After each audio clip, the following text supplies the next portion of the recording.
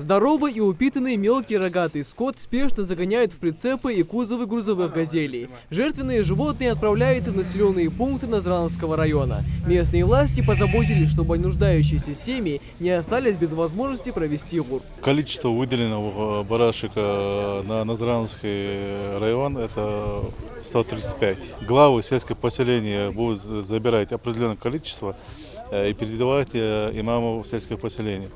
У имама уже есть составлены списки остро нуждающих малоимущих семей. Соответственно, уже они будут развозиться по этим адресам и под роспись раздаваться именно остро нуждающимся.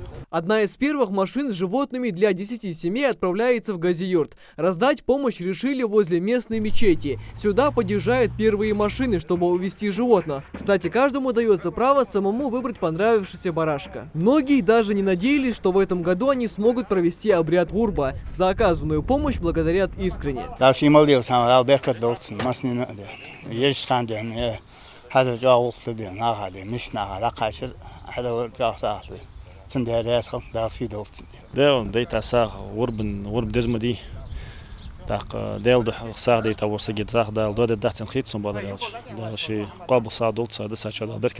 Список малоимущих семей составили заранее, чтобы каждый житель не остался в стороне от одного из самых главных мусульманских праздников.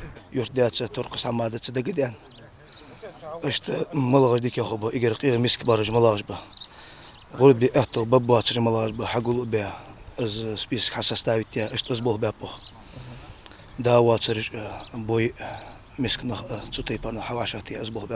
все нуждающиеся жители смогли приехать на место раздачи. К ним выезжают поадресно. Семья Биштоевых живет в этом вагончике уже 12 лет. В тяжелых условиях Мадина воспитывает 7 детей. Родственники помогают, чем могут. Такая поддержка руководства региона дорогого стоит, признается женщина.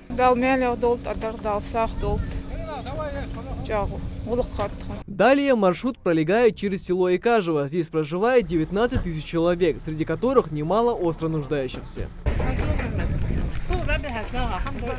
Тамара Костоева проживает в этом доме с 1997 года. 7 человек в семье, 4 из которых дети. А условия проживания оставляют желать лучшего. Канун священного праздника сегодня скрасили нежданные гости.